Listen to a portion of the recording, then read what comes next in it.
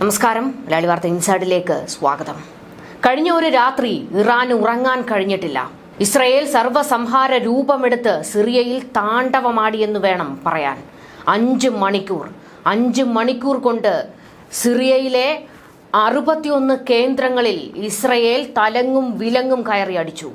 നോട്ടമിട്ടത് ഇറാന്റെ കേന്ദ്രങ്ങളായിരുന്നു. ഇറാൻ ഒളിപ്പിച്ച, അതായത് ആണവ പരീക്ഷണങ്ങൾക്കും രാസായുധ നിർമ്മാണങ്ങൾക്കും അതുപോലെ തന്നെ ആയുധ നിർമ്മാണത്തിനും വേണ്ടി സിറിയയിൽ ഇറാൻ ഒളിപ്പിച്ച കേന്ദ്രങ്ങളെല്ലാം തന്നെ കണ്ടെത്തി തകർത്തെറിഞ്ഞു. അതിനു മുൻപ് നടന്നത് മൊസാദിന്റെ ചില നീക്കങ്ങളായിരുന്നു. അതായത് സിറിയയിൽ ആഭ്യന്തര യുദ്ധം തുടങ്ങുന്നത് മുതൽ മൊസാദിന്റെ നീക്കം സിറിയയിലുണ്ട്. ഇറാനുമേൽ ശക്തമായ ആക്രമണം നടത്താൻ കഴിയുന്ന ഒരു ഘട്ടമാണ് ഇതെന്ന് മൊസാദിന് വ്യക്തമായിരുന്നു. അതായത് സിറിയയിൽ ആഭ്യന്തര യുദ്ധം തുടങ്ങുന്നത് നവംബർ 27 ശേഷമാണ്, അതായത് 28-ന്. അതെടുത്തു പറയുകയാണെങ്കിൽ ലെബനനും ഇസ്രയേലും തമ്മിൽ വെടിനിർത്തൽ കരാറിൽ ഒപ്പുവെച്ചതിന്റെ തൊട്ടടുത്ത ദിവസം. അത് കൃത്യമായ ഒരു കണക്കുകൂട്ടലായിരുന്നു മൊസാദിന്റേത്. ഇനി സിറിയയിലെ ഇറാന്റെ കേന്ദ്രങ്ങൾ തച്ചു തകർക്കാൻ പറ്റിയ സമയം കിട്ടില്ല എന്ന് ബോധ്യപ്പെട്ട മൊസാദ് ഇറാന്റെ എല്ലാ കേന്ദ്രങ്ങളും കണ്ടെത്തി ഇസ്രയേലിന് വിവരങ്ങൾ കൈമാറുകയായിരുന്നു. ഇതിന് പിന്നാലെയാണ് ആഭ്യന്തര യുദ്ധം വലിയ രീതിയിൽ ഉടലെടുത്തു.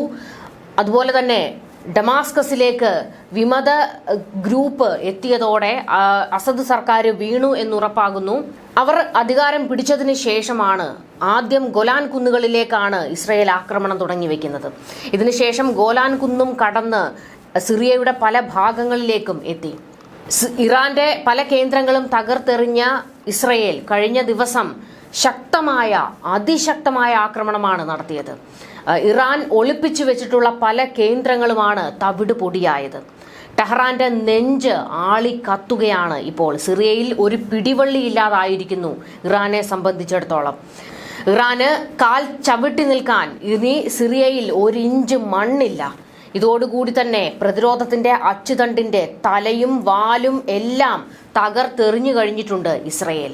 ഇപ്പോൾ മറ്റൊരു പ്രതിസന്ധി ഉടലെടുത്തിരിക്കുന്നത്, അതായത് സിറിയയിലേക്ക് ഇസ്രയേൽ വലിയ രീതിയിലുള്ള ആക്രമണങ്ങൾ കടുപ്പിച്ചതോടെ ഇപ്പോൾ വിമത നേതാവ് അബൂ ജലാനി രംഗത്തേക്ക് വന്നു നിന്ന് ഇസ്രയേലിന് നേരെ പോർവിളി തുടങ്ങിയിട്ടുണ്ട്. അതായത് ഇനി സിറിയയിൽ ഇസ്രയേൽ ആക്രമണം നടത്തരുത് എന്നാണ് HTS മേധാവി ആവശ്യപ്പെട്ടിരിക്കുന്നത്. സിറിയയിൽ ആക്രമണം ശക്തമാക്കിയ ഇസ്രയേൽ കൂടുതൽ മേഖലകളിലേക്ക് നടപടികൾ വ്യാപിപ്പിച്ചിരിക്കുകയാണ് ജലാനി രംഗത്തേക്ക് വന്നത്.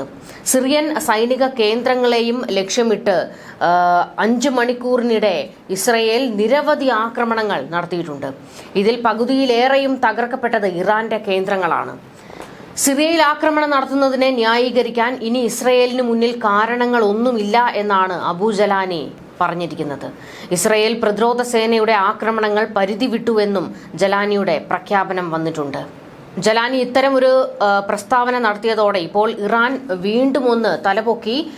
ആയതുള്ള അലി ഖമനേയി മാളത്തിൽ നിന്ന് തലയൊന്ന് പൊക്കിയിട്ടുണ്ട്. അതായത് എങ്ങനെയെങ്കിലും ഈ വിമത ഗ്രൂപ്പിനെ ഇസ്രയേലിനെതിരെ തിരിക്കാനുള്ള ഒരു നീക്കമാണ് ഇനി ഇറാൻ ലക്ഷ്യമിടുന്നത്. എന്നാൽ ഇറാന്റെ അത്തരത്തിലുള്ള നീക്കങ്ങൾ വിമത ഗ്രൂപ്പുകളുടെ അടുത്ത് ചെലവാകില്ല എന്ന ഒരു വാദവും വരുന്നുണ്ട്. കാരണം വിമത ഗ്രൂപ്പ് അധികാരം പിടിച്ചതിന് ശേഷം അവർക്ക് സിറിയയിൽ മറ്റാരുടെയും സാന്നിധ്യം അംഗീകരിച്ചു കൊടുക്കാൻ തയ്യാറല്ല. പ്രത്യേകിച്ച് ഇറാനാണ് തങ്ങളുടെ ഭൂമി നശിപ്പിച്ചത് എന്ന് HTS തിരിച്ചടിച്ചിട്ടുണ്ട്. ഇറാന്റെ ഏറ്റവും പ്രധാനപ്പെട്ട ആവശ്യം സിറിയയിൽ ചുവടുറപ്പിക്കാൻ 1 ഇഞ്ച് ഭൂമി കിട്ടണമെന്നുള്ളതാണ്. എന്നാൽ അതിനെയെല്ലാം തന്നെ തകർത്തെറിഞ്ഞാണ് ഇസ്രയേൽ മുന്നേറുന്നത്. ജലാനി പ്രഖ്യാപിച്ചിരിക്കുന്നത് വർഷങ്ങളോളം നീണ്ട യുദ്ധത്താലും സംഘർഷങ്ങളാലും തളർന്ന സിറിയയെ കൂടുതൽ പ്രക്ഷുബ്ധമാക്കാൻ ഇനി ആരെയും അനുവദിക്കില്ല. സിറിയയെ നശിപ്പിക്കുന്ന സംഘർഷങ്ങളല്ല, രാജ്യത്തിന്റെ പുനർനിർമ്മാണമാണ് തങ്ങളുടെ ലക്ഷ്യമെന്നും ജലാനി അവകാശപ്പെട്ടു. സിറിയയെ ആക്രമണത്തിനുള്ള വേദിയാക്കിയത് ഇറാനാണെന്നും അതിന് അന്ത്യം കുറിക്കാൻ വിപ്ലവത്തിലൂടെ സാധിച്ചുവെന്നും ഇറാൻ ജനതയുമായി ശത്രുതയില്ല എന്നും ജലാനി പ്രഖ്യാപിച്ചിട്ടുണ്ട്. എന്നാൽ ഇറാൻ ഭരണകൂടവുമായി തങ്ങൾക്ക് ഒരു തരത്തിലുമുള്ള ഒരു നീക്കങ്ങളും ഒരു കൈകൊടുപ്പും ഉണ്ടാകില്ല എന്നും ജലാനി പ്രഖ്യാപിച്ചിട്ടുണ്ട്. ആഭ്യന്തര യുദ്ധകാലത്ത് സാധാരണ ജനങ്ങളെ ആക്രമിച്ച റഷ്യൻ സൈന്യത്തെ ജലാനി കടന്നാക്രമിച്ചുവെങ്കിലും പൊതു താൽപര്യം കണക്കിലെടുത്ത് റഷ്യയുമായുള്ള ബന്ധം പുനഃപരിശോധിക്കുന്നതാണ് എന്നും പറഞ്ഞിട്ടുണ്ട്. എന്നാൽ ജലാനിയുടെ ഈ ഒരു പ്രസ്താവന അതിനെ സംശയ നിഴലിൽ തന്നെയാണ് ഇസ്രയേലും അമേരിക്കയും നോക്കിക്കാണുന്നത്. കാരണം വിമത ഗ്രൂപ്പുകൾ അധികാരം പിടിച്ചതിന് തൊട്ടു പിന്നാലെ ആദ്യം അവർ ചെയ്തത് ഇറാന്റെയും റഷ്യയുടെയും സൈനിക കേന്ദ്രങ്ങൾ ആക്രമിച്ച് അവരെ ഓടിക്കുന്ന ഒരു നിലപാടായിരുന്നു. എന്നാൽ ഇപ്പോൾ ജലാനി പറയുന്നത് റഷ്യയോട് തങ്ങൾക്ക് വലിയ വിദ്വേഷമൊന്നും ഇല്ല എന്നുള്ള തരത്തിലൊരു പ്രഖ്യാപനമൊക്കെ നടത്തുമ്പോൾ സിറിയയിൽ വീണ്ടും കളിയാകെ മാറുന്നുവോ എന്നുള്ളൊരു ചോദ്യം ഉയരുന്നുണ്ട്. എന്നാൽ ഇതിനെ അമേരിക്കയും ഇസ്രയേലും വെച്ചു പൊറുപ്പിക്കാൻ തയ്യാറാകില്ല. കാരണം സിറിയയ്ക്ക് മുകളിൽ ഇസ്രയേലിനും ഒരു പിടി വേണമെങ്കിൽ അതിന് റഷ്യ അവിടെ ഉണ്ടാകാൻ പാടില്ല. റഷ്യയുടെ സൈനിക കേന്ദ്രങ്ങൾ എന്നും എല്ലാ കാലത്തും ഇസ്രയേലിനൊരു തടസ്സം തന്നെയാണ്. റഷ്യ വീണ്ടും സിറിയയിൽ തലപൊക്കിയാൽ ഇറാന് ഒരു പിടിവള്ളിയാകും. അത് മാത്രമല്ല ഈ ഹിസ്ബുള്ള, ഹൂതി, ഹമാസ് ഭീകര ഗ്രൂപ്പുകൾക്ക് വീണ്ടും തല ഉയർത്താനുള്ള ഒരു അവസരമായി അത് മാറുകയും ചെയ്യും. എന്നാൽ സിറിയൻ ഭരണകൂടം അതെങ്ങനെയായിരിക്കും എന്നുള്ളത് ഇനി വരാനിരിക്കുന്ന ഒരു ചർച്ചകളിലൂടെ തന്നെ വ്യക്തമാകുന്നതാണ്. എന്നാൽ കൃത്യമായ ഒരു വിവരങ്ങൾ ഈ വിഷയത്തിൽ പുറത്തേക്ക് വന്നിട്ടില്ല. ആരധികാരത്തിലേക്ക് വരും, ജലാനി തന്നെ അധികാരത്തിലേക്ക് എത്തും എന്നുള്ള വിവരങ്ങൾ പുറത്തേക്ക് വരുന്നുണ്ടെങ്കിലും ഈ സർക്കാരിനെ എത്ര രാജ്യങ്ങൾ അംഗീകരിക്കും എന്നുള്ളതും ഒരു പ്രധാനപ്പെട്ട ചോദ്യമാണ്. ജലാനി ഇപ്പോൾ നീക്കം നടത്തുന്നത് സിറിയയെ പുനർനിർമ്മിക്കുക എന്നുള്ളതിലാണ്. അതായത് ഭീകരവാദം ഇല്ലാത്ത ഒരു രാജ്യമാക്കി മാറ്റാൻ തങ്ങൾ പ്രതിജ്ഞാബദ്ധമാണ് എന്നാണ് ജലാനി പറയുന്നത്. ജലാനി ഒരു ജനകീയ മുഖം അവതരിപ്പിക്കാനാണ് ശ്രമിക്കുന്നത്. അതിന്റെ ഏറ്റവും പ്രധാനപ്പെട്ട കാരണം ലോകരാജ്യങ്ങളുടെ പിന്തുണ സിറിയയ്ക്ക് വേണം എന്നുള്ളത് കൊണ്ട് തന്നെയാണ്. വിമത ഗ്രൂപ്പാണ് ജലാനി ഉൾപ്പെട്ട HTSനെ ഭീകര പട്ടികയിൽ ഉൾപ്പെടുത്തിയിട്ടുള്ളതാണ്. മാത്രമല്ല ജലാനിയെ സംബന്ധിച്ചിടത്തോളം അദ്ദേഹം അമേരിക്കയുടെ ഹിറ്റ് ലിസ്റ്റിലുള്ള ആളാണ്. അമേരിക്ക തലയ്ക്ക് വില പറഞ്ഞിട്ടുള്ള നേതാവാണ് ജലാനി. അപ്പോൾ അതുകൊണ്ട് തന്നെ ഒരു ഭീകര ഭരണകൂടമാണ് സിറിയയിൽ ഉടലെടുത്തിരിക്കുന്നത് എന്നുള്ള ഒരു വ്യാഖ്യാനമാണ് ലോകരാജ്യങ്ങൾക്ക് സിറിയയെ സംബന്ധിച്ച് ഇപ്പോഴുള്ളത്. ആ ഒരു ഇമേജ് മാറ്റിയെടുക്കാനാണ് ഇപ്പോൾ ജലാനി ശ്രമിച്ചുകൊണ്ടിരിക്കുന്നത്. അതുകൊണ്ട് ഞങ്ങൾ ജനങ്ങളെ ചേർത്ത് പിടിക്കുമെന്നും എല്ലാ വിഭാഗക്കാരെയും ഒത്തൊരുമിപ്പിച്ച് മുൻപോട്ട് കൊണ്ടുപോകുമെന്നും ക്രിസ്ത്യാനികൾക്ക് സർവ്വസ്വാതന്ത്ര്യവും ഇനി സിറിയയിൽ ഉണ്ടായിരിക്കും എന്നുള്ള പ്രഖ്യാപനങ്ങളൊക്കെ തന്നെ ജലാനി നടത്തിയിട്ടുണ്ട്. ശരിക്കും ജലാനി എന്താണ് കണക്ക് കൂട്ടുന്നത് എന്നുള്ളതാണ് ഇപ്പോൾ ഏറ്റവും പ്രധാനപ്പെട്ട ചോദ്യം. ഇതിനിടയിലാണ് ഇറാൻ സിറിയയിൽ വാവിട്ട് നിലവിളിക്കുന്നത്. കാരണം ഇറാനെ സംബന്ധിച്ചിടത്തോളം അവർക്ക് വലിയ മേൽക്കൈയായിരുന്നു അസദിന്റെ ഭരണകൂടം സിറിയയിൽ ഉണ്ടായിരുന്നപ്പോൾ ഇറാൻ ഉണ്ടായിരുന്നത്. എന്നാൽ അതെല്ലാം പാടെ മാറി മറിഞ്ഞിരിക്കുന്നു. ഇറാന് ഒരു ശക്തി കേന്ദ്രമില്ലാതായിരിക്കുന്നു. ഇറാന്റെ ഏറ്റവും വലിയ ശക്തി കേന്ദ്രമായിരുന്നു അസദിന്റെ ഭരണത്തിന് കീഴിലുണ്ടായിരുന്ന സിറിയ. എന്നാൽ ഇന്നിപ്പോൾ അതല്ല അവസ്ഥ. ഇറാനിൽ മാത്രമായി ഒതുങ്ങിയിരിക്കുന്നു.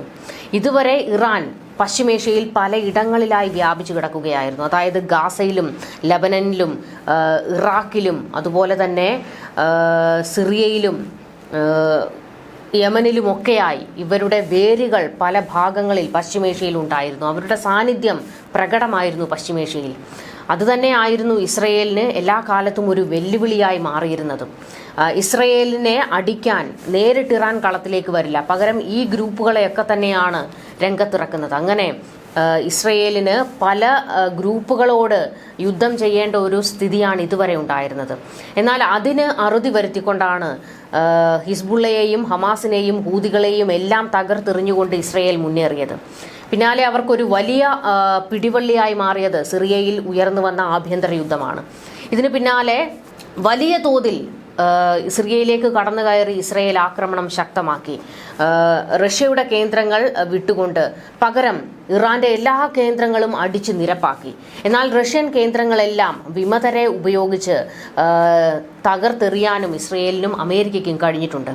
ഇപ്പോൾ ജലാനി രംഗത്തേക്ക് വന്നു നിന്ന് ഇസ്രയേലിനെതിരെ തിരിയുന്നതിന് രണ്ട് വാദങ്ങളുണ്ട്. കാരണം ഒന്ന്, സിറിയയിൽ പുനർനിർമ്മിക്കണം, അതുകൊണ്ട് തന്നെ ഇനി ഇസ്രയേലിന്റെ ഒരു ആക്രമണമൊന്നും സിറിയ താങ്ങില്ല. അതുകൊണ്ടാണ് ജലാനി ഇത്തരത്തിൽ ഇസ്രയേലിന് നേരെ പോർവിളി നടത്തിയത് എന്ന് ചിലർ വാദിക്കുന്നുണ്ട്.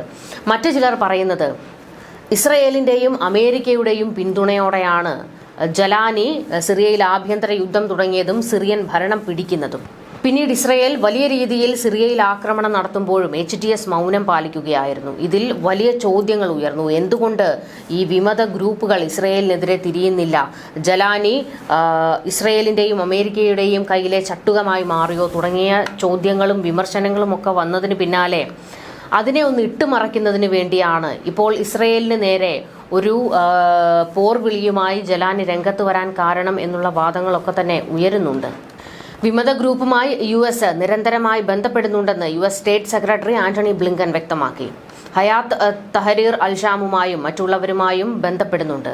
സിറിയയിൽ 2012 മുതൽ കാണാതായ US മാധ്യമ പ്രവർത്തകൻ ഓസ്റ്റിൻ ടൈസിനെ കണ്ടെത്താനുള്ള ശ്രമങ്ങൾ തുടരുന്നുണ്ടെന്നും അദ്ദേഹം വ്യക്തമാക്കിയിട്ടുണ്ട്. സിറിയയിൽ നിന്നും റഷ്യൻ സൈന്യത്തിന്റെ പിന്മാറ്റത്തെക്കുറിച്ച് പ്രതികരിക്കാൻ ആന്റണി ബ്ലിങ്കൻ തയ്യാറായില്ല. മാധ്യമ വാർത്തകളുടെ അടിസ്ഥാനത്തിൽ പ്രതികരണത്തിനില്ല.